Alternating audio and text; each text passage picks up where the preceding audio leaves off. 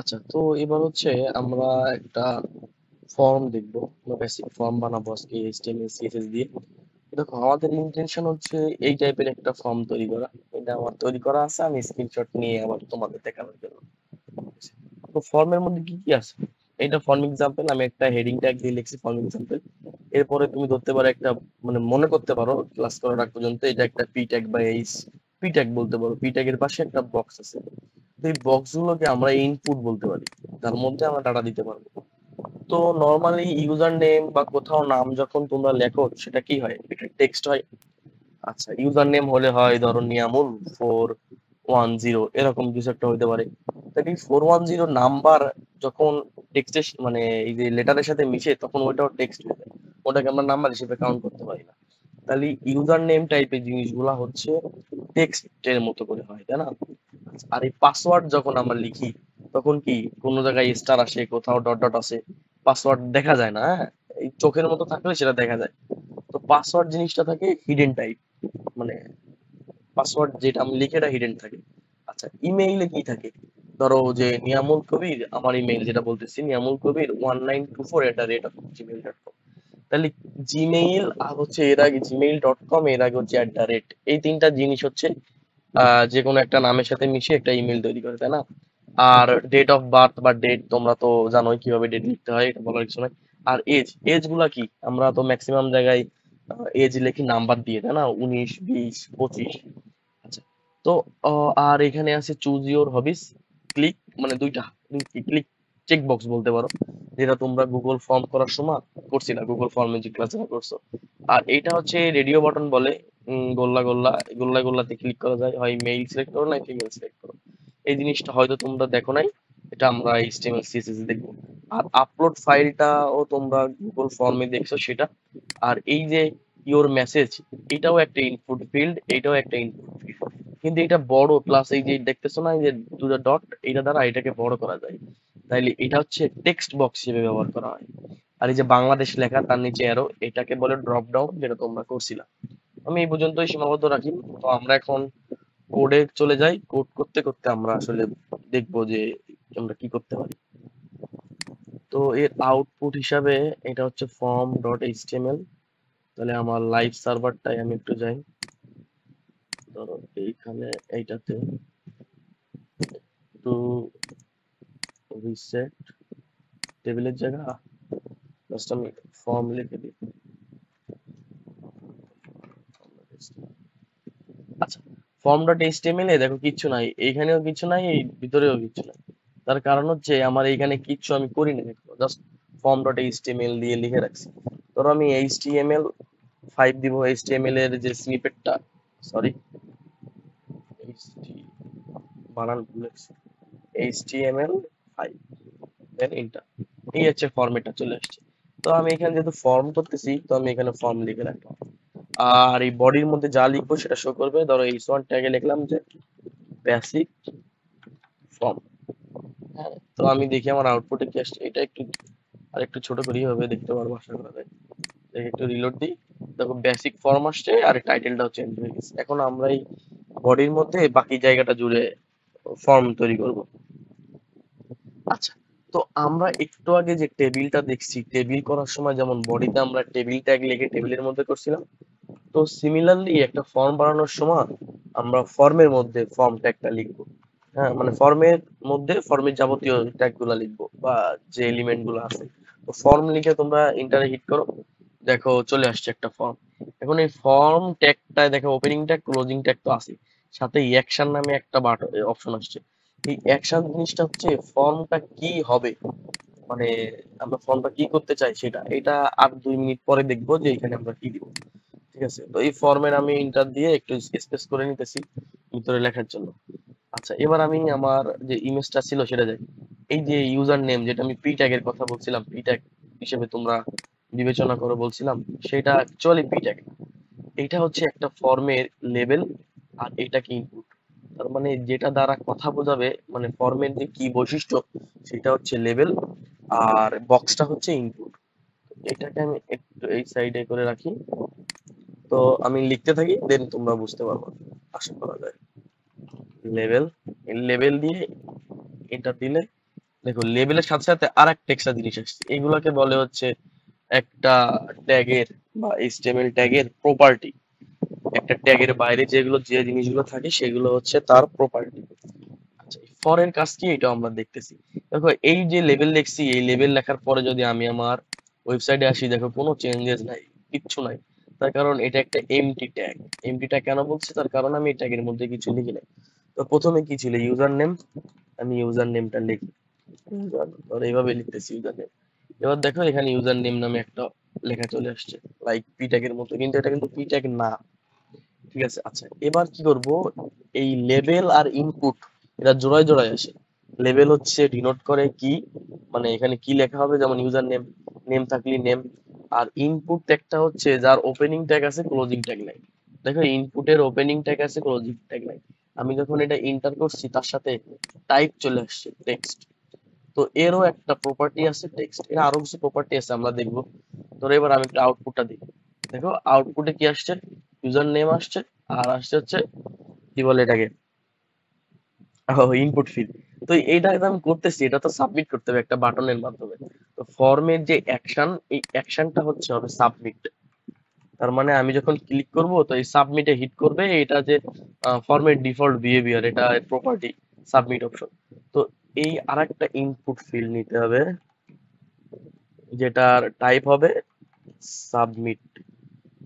আচ্ছা value submit এটাও রাখতে পারো, ভ্যালু সাবমিট নাও, এটাও করতে পারো। দেখো এটা করলে কি আসে, এই দেখো সাবমিট নাও। এই সাবমিট নাও আসছে তার কারণ আমি এখানে ভ্যালু লিখছি, এই জন্য সাবমিট নাও আসছে। আমি যদি ভ্যালুটা মুছে দিতাম তাহলে এই যে আমি সাবমিট দিছি না টাইপ, এটা সাবমিট হিসেবে কাউন্ট করতো। দেখো সাবমিট চলে আসছে। এখন বলতে পারছো ছোট হাতের এখানে, এখানে বড় হাতের হয়ে গেল কিভাবে, এটা ডিফল্ট বিহেভিয়ার। তো কিছু ভ্যালু কিছু না দিলে এটা বড় হাতের সাবমিট এভাবেই দেখাবে। আর এটা পাশে চলে যখন আসছে, তো আমি চাইতেছি না যে পাশে আসুক, তার জন্য আমি এটাকে একটু নামাই রাখি নিচের দিকে। আর এই ব্রেক ট্যাগ ইউজ করতে পারি, আর একটা ব্রেক ট্যাগ ইউজ করতে পারি, তাহলে এটা এখন নিচে চলে আসবে। আচ্ছা, তো এর মধ্যে ফর এর কাজটা কি, এই ফর হচ্ছে তোমার এই লেবেল আর ইনপুটের মধ্যে একটা জয়েন্ট দেয়, কানেকশন বন্ডিং করে। কানেকশন কেমন, এই ইনপুটের বললাম না টাইপ ছাড়া অনেকগুলো প্রপার্টি আছে, এই টাইপ ছাড়া অনেকগুলো প্রপার্টির মধ্যে আইডি আছে। আইডি ইকুয়াল টু, আমি এখানে যেটা দিব, ধরো আমি দিলাম ইউজার নেম, তাহলে আমি আইডি গুলা ইউনিক হতে হবে। আমি এখানে যদি আইডি দিই ইউজার নেম, আমি আর কোথাও আইডি ইউজার নেম দিতে পারবো না। তো এই আইডির সাথে এই ফরের কানেকশন আছে। হ্যাঁ, এটা এই এইচটিএমএল এর সিস্টেম, আইডির সাথে ফরের কানেকশন আছে। তো আমরা যখন এই আইডির ইউজার নেম সেম ফরের ইউজার নেম করে দিব, তখন এ বুঝতে পারবে যে এই ইউজার নেমের ইনপুট বক্স এটা ইনপুট না।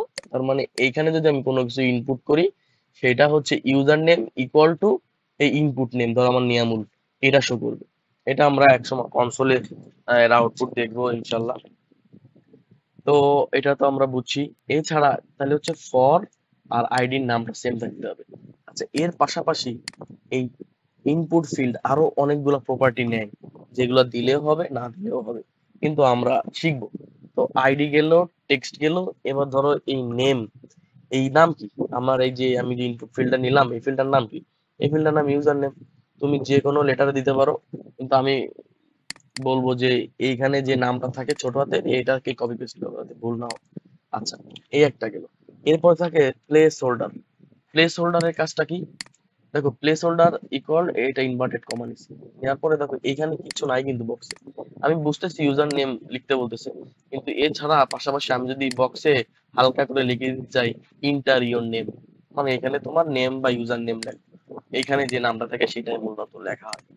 তো আমি এখানে যা কিছু ইচ্ছা লিখতে পারি, কিন্তু লেখার পাশাপাশি ভ্যালিড হইতে হবে আর কি, যে কি করতে চাইতেছো।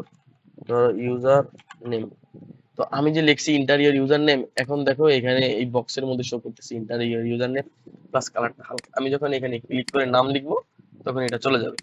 আচ্ছা, এখানে এটার পাশাপাশি আর একটা অপশন আছে।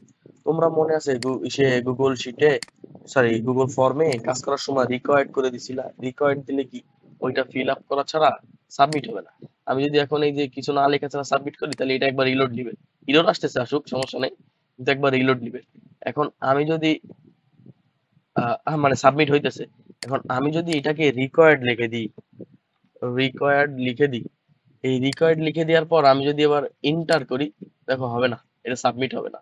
Please out of this, fill out this field. আমি যখন এটা ফিল করব তখন এটা একবার রিলোড নেবে।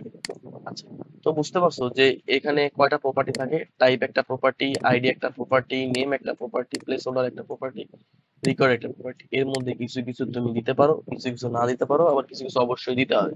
যেমন আইডি আর এই ফর নেম, এই দুটাকে কানেকশন দেওয়ার জন্য হলে দিতে হবে। আর হচ্ছে টাইপটা কি হবে সেটা দিতে হবে। এই টাইপটা মাল্টিপল জিনিস হতে পারে। তো আমি এইখানে না দেখাই, আমি আর একটা ইনপুট ফিল্ড নিই আর লেভেল নিই, আমি সেটার মধ্যে দেখাবো ইনশাল্লাহ। ধরো লেভেল, এটা কি হইলো ভাই?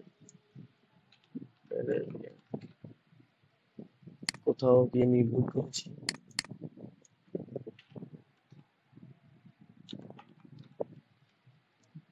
আচ্ছা, সমস্যা নেই। আচ্ছা, লে এল A B E L, required input level, whatever.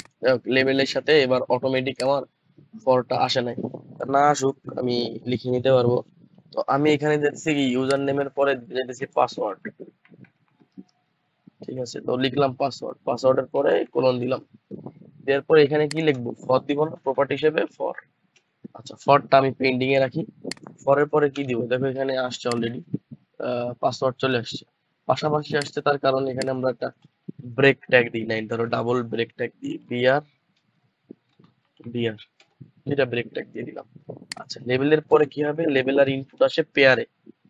Input, ইনপুটের টাইপ কি হবে এখন? ইনপুটের টাইপ আমরা টেক্সট রাখতে পারি, কিন্তু যেহেতু পাসওয়ার্ড লেখা দেখা যাবে, আমি যদি এই টাইপটাকে পাসওয়ার্ড করে দিই, তো দেখো এবার আমি যদি এখানে কিছু লিখি তা তুমি দেখতে পারবা না, সংখ্যা লিখি যাই লিখি না কেন দেখতে পারবো না। আচ্ছা, এর সাথে আরেকটা কি আছে? আইডি, তাই না? আইডি, তাহলে আইডি আমি কি দিব? আইডিও দিব, এই পাসওয়ার্ড সেম জিনিস দিতেছি, এটা কোনো সমস্যা নেই। তুমি যদি পাসওয়ার্ড ছাড়া অন্য কিছু দিতে চাও দিতে পারো, কিন্তু এর সাথে সিমিলার রাখতে হবে। বুঝতে পারছো? এই পাসওয়ার্ডকে তুমি কি করতে পারো? রিকোয়ার্ড দিতে পারো, রিকোয়ার্ড, যে রিকোয়ার্ড মানে এটা দিতেই হবে, নাম দিয়ে সাবমিট করলে কাজ হবে না, পাসওয়ার্ড দিতে হবে, দেন তুমি সাবমিট করতে পারবা। আচ্ছা, তো পাসওয়ার্ড একটা ফিল্ড গেল। ঠিক আছে, এইটাকে আমি কপি করতেছি এই পুরোটা সহ, কন্ট্রোল ভি। আচ্ছা, এবার এই লেভেলটাকে আমি আর একটু চেঞ্জ করবো, আমার যতগুলা টাইপ আছে আমি সবগুলো টাইপ দেখবো। এবার এই যে ইমেইলের কথা বলছিলাম, এবার ইমেইল দিয়ে দিলাম। আচ্ছা, বড় হাতের হয়ে গেছে, সমস্যা নাই। আর এই পাসওয়ার্ড কি আর পাসওয়ার্ড থাকবে? না, এটা হচ্ছে ইমেইল ফিল্ডের জন্য লিখছি। আমি এখানে ইমেইল লিখলাম, এর আইডিও ইমেইল দিয়ে দিলাম। এখন এই পাসওয়ার্ড যদি আমি টাইপ রেখে দিই তাহলে এখানে পাসওয়ার্ড আসবে। আর এটাকে যদি আমি টেক্সট করে দিই তাহলে এখানে টেক্সট লিখতে পারবে। ঠিক আছে, ইমেইলের মতো বৈশিষ্ট্য আসবে না, তুমি ইমেইলের মতো বৈশিষ্ট্য ছাড়াই এগুলাকে সাবমিট করতে পারবা। কিন্তু ইমেইলে তো আর মানে যেন তেন কিছু লিখে দিলে হবে না, @gmail.com দিতে হবে। তাইলে এই যে টাইপটাকে জাস্ট জিমেইল করে দাও, সরি জিমেইল না, ইমেইল করে দাও। এবার তুমি যদি এখানে কোনো কিছু লিখে সাবমিট করো, আমি এই রেকর্ড গুলো তুলে দিতেছি কাজের সুবিধা হচ্ছে, সাবমিট করো। এই দেখো এখন আমি ক্লিক করলে এটা ফিল আউট করতে পারছি, তার মানে এটাতে জিমেইল না দিলে এটা কাজ হবে না। ও সরি, এটা তো রেকর্ড আছে, কিন্তু রেকর্ডের পাশাপাশি এটা যদি আমি কিছু লিখে দিই এন্টার করি, তাহলে দেখো ইন দা ইমেইল অ্যাড্রেস, এটা মিসিং আছে। তোমার ইমেইল দিতে গেলে অবশ্যই দিতে হবে। আচ্ছা, আর একটা অ্যাড করবো আমরা এখানে, বেশি ফাঁকা, বেশি ফাঁকা, বেশি ফাঁকা, এটাকে কপি করি, কপি করে পেস্ট করি। আচ্ছা, তো এবার ইমেইল ফিল্ডটাকে আমি কপি করলাম, কপি করার পরে এখানে হচ্ছে আমি তোমার যে নাম্বারের যে এটা দেখাইছিলাম এজটা দিব। ঠিক আছে, তো এজ দেওয়ার জন্য আমি কি করব দেখো, এই ধরো আমি লিখলাম যে এজ, হ্যাঁ, এজ তো তোমার আর মানে ইমেইল হতে পারে না। তো এজ আমি এখানে জাস্ট এজ দিয়ে দিব, সব জায়গাতেই এজ দিয়ে দিব। রিকোয়ার্ডটাকে উঠাই দিই বারবার রিকোয়ার্ড না লিখে।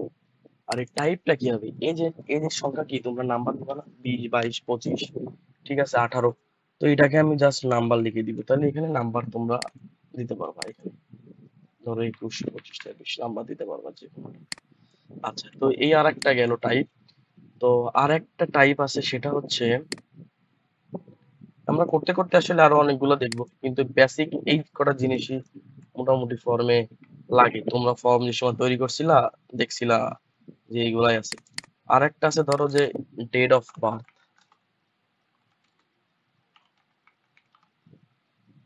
বি আট নাই, B I R T S. আচ্ছা, এবার এই ডেট অফ বার্থ যেটা আসছে, এখানে আমার ইন্টেনশন হচ্ছে এরকম না করে একটা ডেট পিকার ইনেবল করা। তার জন্য এই যে নাম্বার যে টাইপটা আছে, সরি, এই যে নাম্বারটা NUM তে ক্লিক করতেছে না কেন, এই নাম্বারটাকে আমরা যদি ডেট লিখে দিই, তাহলে দেখবে এখানে চেঞ্জ হয়ে ডেটের মতো করে অপশন চলে আসছে। এখন এখানে আর দুটা জিনিস বাদ পড়ে গেছে, আইডি আর হচ্ছে মানে আইডি আর ফর্মটা। এখন আমি কি এই যে প্রত্যেকটাই তো যা আছে তাই লিখে দিছিলাম, ইমেইলটাকে ছোট হাতের ইমেইল লিখে দিছিলাম, পাসওয়ার্ডটাকে ছোট হাতের পাসওয়ার্ড লিখে দিছিলাম। এখন কি আমি এখানে ছোট হাতের ডেট অফ বার্থ লিখবো এভাবে, like date date of date of birth এভাবে লিখবো? না, এইভাবে লিখলে হবে না। এর কারণ এখানে একটা ওয়ার্ডে শেষ করতে হবে, এটা কিন্তু ফাঁকা ফাঁকা দিয়া তিনটা ওয়ার্ড হয়ে গেছে।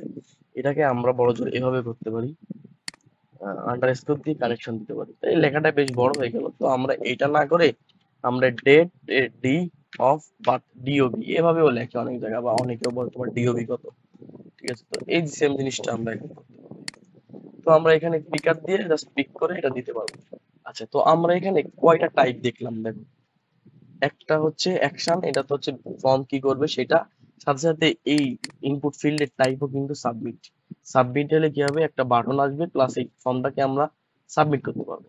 আচ্ছা, আরেকটা হলো কোনো টেক্সটকে লেখার জন্য আমরা টাইপ হিসেবে টেক্সট নিতে পারি, কোনো পাসওয়ার্ড লেখার জন্য টাইপ হিসেবে আমরা পাসওয়ার্ড নিতে পারি, ইমেইল লেখার জন্য টাইপ হিসেবে ইমেইল নিতে পারি, আর হচ্ছে কি বলে নাম্বার নেওয়ার জন্য নাম্বার হিসেবে এই টাইপ হিসেবে নাম্বার নিতে পারি, আর ডেট নেওয়ার জন্য টাইপ হিসেবে ডেট নিতে পারি, আর ইনপুট নেওয়ার জন্য তো সাবমিট নিতে পারি। আর হচ্ছে ফর আর আইডি দুজন দুজনকে কানেকশন করে, ঠিক আছে, একজন একজনের সাথে কানেক্টেড থাকে। তো আইডি এখানে হচ্ছে তোমার সবগুলো ইউনিক হইতে হবে, আর ফর হচ্ছে তোমার কানেক্ট করে লেভেল আর ইনপুট যেটা বললাম, আর ডাটা সেন্ড করার জন্য তো ডাটাগুলো ইমেল পাসওয়ার্ড এভাবে ইনপুট ফিল্ডের মধ্যে যাইতেছে। তো আজকে ক্লাসে আমরা এগুলাই দেখছি, যেহেতু ক্লাসে বোঝানোর ক্ষেত্রে অনেক টাইম হয়ে যায়। তো এখানে মোটামুটি অল্প সময়ের মধ্যে হয়ে কভার হয়ে গেছে। আমরা পরবর্তী টপিক নেক্সট ক্লাসে দেখবো ইনশাল্লাহ।